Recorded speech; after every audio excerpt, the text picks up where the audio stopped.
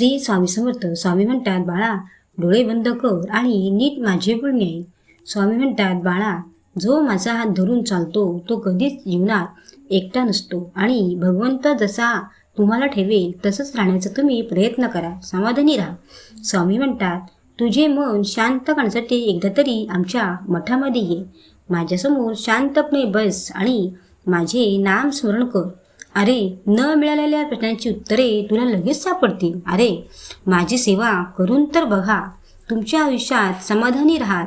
स्वामी म्हणतात, बाळा कोणतेही काम करत असताना ते पूर्ण होण्यापूर्वी कोणालाही सांगत बसू नका, नाहीतर ज्याचे नकारात्मक विचार असतील तर तुमच्या कामावर वाईट परिणाम होतील. हे लक्षात ठेवा बाळांनो. स्वामी म्हणतात, बाळा तुला जी अपेक्षा आहे ते तुला सर्व मिळणार. तारक मंत्र रोज पठण करीत जा.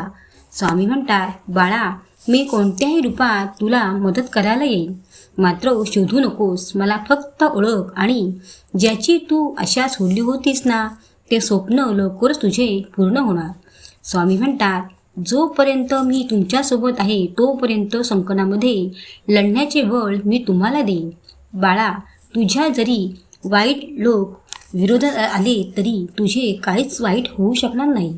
बाळा माझ्यावर विश्वास ठेव. स्वामी म्हणतात, जेवढी तू वाट पाहत आहेस ना तेवढे तुला वेळ आली की इतकं मिळणार आहे की ते तू सांभाळू शकणार नाहीस. पण तोपर्यंत थोडा धीर धर. अरे मी माझ्या भक्ताला कधीच निराश होऊ करत नाही.